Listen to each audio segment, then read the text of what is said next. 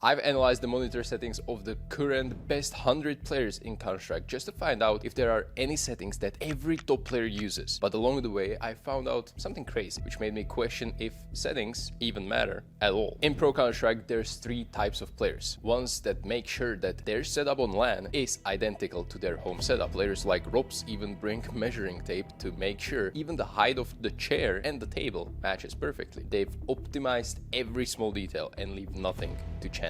However, there are top pros that don't care at all. When they go to a LAN, they just go to the PC, sit down and play. The best example is Kyosuke. He just sits down to a PC, and if he vibes with how the monitor looks, he just plays with it. But he personally told me that despite all this, there's one setting that even he always makes sure to check just because it is so important to him. And that brings me to the third type. Players that are somewhere in the middle. They don't stress about every little detail, but they still care about select few things that make most difference. And from the statistical analysis I've done, I found that there are settings that almost all top pros have in common, and I will show you all of them, explain what they do and how to find the best option on any monitor. The 2 of the most common settings focus on one thing: motion clarity. First one is AMA. Wait, you've never heard that before, right? The entire pro scene uses Zowie monitors. Why? Is it because they sponsor the most teams? No, frankly, all pros use them because Zowie monitors are the best for CS2. They actually barely sponsor any teams. That's why I was very surprised when they reached out to me to sponsor educational research video like this one. I get to tell you about one of my favorite products that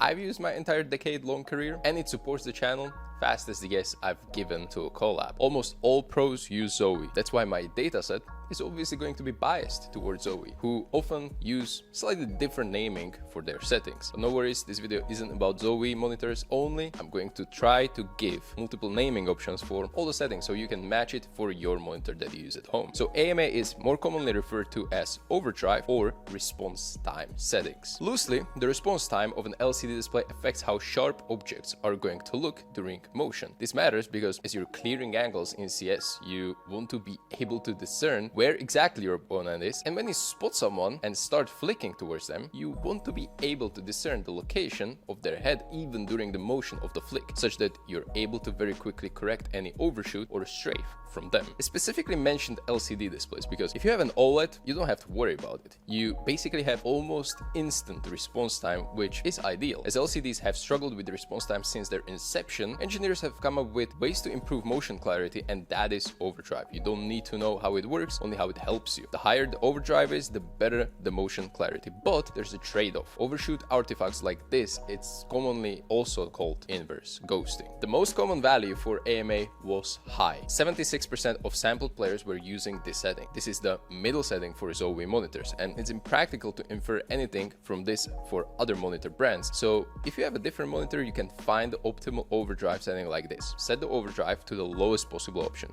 Jump on deathmatch, and every couple of minutes, increase it a bit. At some point, you will notice overshoot artifacts that look something like this around the edges of the players and walls during movement. When you notice this, decrease the overdrive by 1 level, and that basically is the optimal setting for your monitor. I've mentioned Kyosuke has one setting he always sets, even though he doesn't care about anything else. Also tied to motion clarity, and it is DIAC, commonly named ULMB, motion blur reduction or black frame insertion. Even with perfect response time, people still perceive motion blur at lower refresh rates. The longer each frame is on screen, the more motion blur you get. This is called persistence blur, and black frame insertion solves that elegantly. Show the frame on screen for a split second, and for the rest of the time, show a black image. This results in much better clarity, and that is why Kyosuke and other 76% of top players played with DIAC on premium, which is the max setting on Zowie monitors. For other monitors, it's a bit complicated. Most implementations of black frame insertion, frankly, often suck. It's actually one of the ways Zowie, formerly BenQ, differentiated themselves in the market. When you insert black frames, you perceptually decrease the actual brightness that you see. So as you increase BFI, you make your game dimmer and dimmer. And Zowie figured a way to get their users BFI without any brightness difference, and it's amazing. It's actually one of the main reasons why OLEDs haven't overtaken Zowie LCDs in pro play just yet. With DIAC, you get pretty much perfect motion clarity that no one has replicated yet on OLEDs. On other LCD monitor brands, you just have to test it. Some brands have managed to catch up, and they also offer BFI with no brightness reduction. However, if you play in a dark room, maybe the dimmer screen won't matter to you. So play around with it. If you have an OLED, it gets complicated. I don't recommend it. On OLEDs, it both halves your brightness but also halves your monitor refresh rate, so it's a lose-lose. As I've said, that is one of the main things holding OLEDs back for pro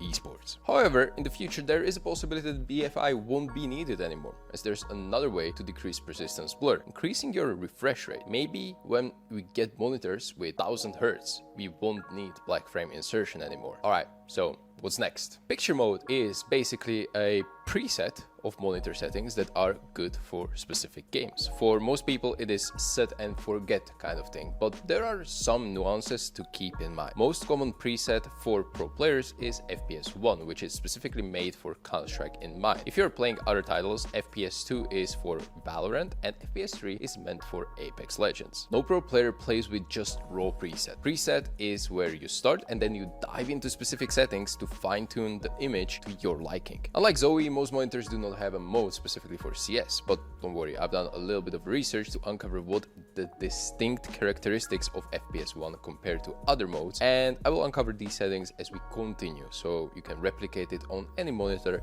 you might have. Still, of course, you will not be able to match it 100%, as colors very much depend on the quality of the panel and the monitor firmware, but the goal is to give you at least some benefit for free. So I recommend choosing the most default preset, usually named standard or default, and then customizing it in a way I will describe later in the video. The first thing you will need to adjust is color vibrance. Color vibrance and saturation of colors in Counter-Strike is a huge buzzword, and for a good reason.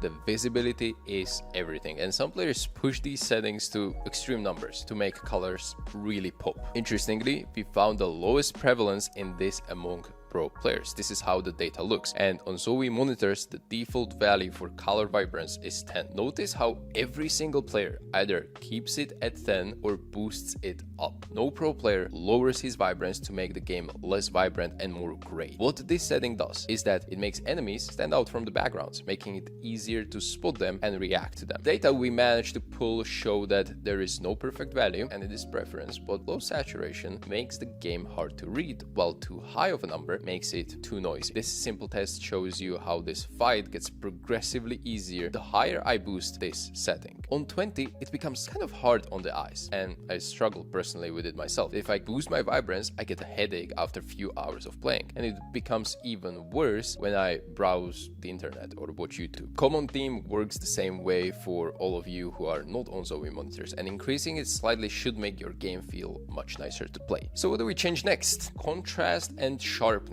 These two settings are not a rocket science, but again, if set wrongly, it can actually hurt your game more than you think. Sharpness is basically an edge enhancer. If you set it too low, the game becomes slightly bushy or blurry, like you're playing without glasses when you need one. If you set it too high, white outline starts to appear around edges in the game, and I personally notice it around crosshair too, which is extremely annoying. This doesn't bother our pro players because data showed us clear winner here, as nearly every other top tier pro maxes his sharpness to a 10. As a contrast to that, get it? This is the graph for contrast. Nearly half of the pros we examined don't change it past the default value, which is 50. Some do increase it in intervals of 5 to 55 or 60 or even 70, but it is as far as they go. Unless you have a specific reason, you should leave it. If you're once again enjoying different brand of monitors to achieve that Counter-Strike look or that Counter-Strike preset, I had to increase both my contrast and sharpness slightly, but once again, by how much will depend exclusively on what brand and type of monitor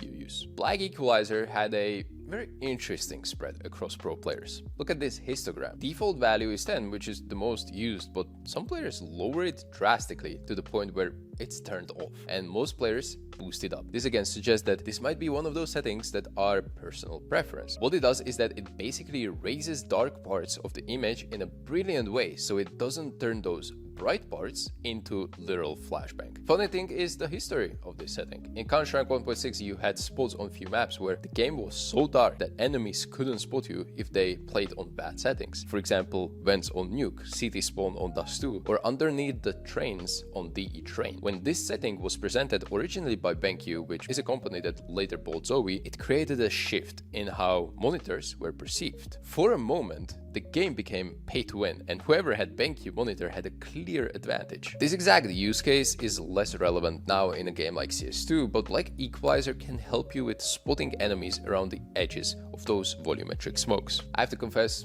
I lied to you. When I said the most agreed upon setting between pro players are Diag and AMA, is not the truth. There is one setting that 97% of top players have set to the same value, and that is low blue light, set at 0. Yeah, I don't have to explain why. If you need to focus, you just turn it off. There's only 2 crazy individuals who shall remain anonymous, but if you fiddle with this setting, it becomes apparent what it does. Increasing this setting means you will have less blue light coming through, so the whole image gets warmer and kind of like yellower. It's like Mexican filter being applied in the movies. Having this on is a competitive disadvantage, as it dims everything to protect your eyes. It's meant for typing and working during the night, not for gaming. If you're curious to know which setting I personally use, you can see them on the screen right now to either copy them or get inspired by them, but this video was meant to go beyond showing what pros do and blindly use their values. Now, when you will argue with someone about which settings are correct and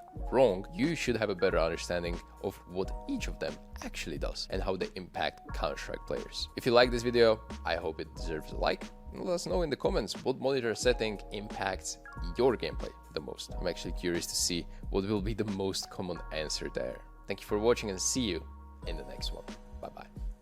Shout out to you, all of my Patreons and Coffee members, for your continual support. It allows me to create more content like this. Your name is on the screen right now as a little token of appreciation. I used Coffee for years, where you can find extra content and perks at various tiers of membership, but due to popular demand, I set up Patreon too.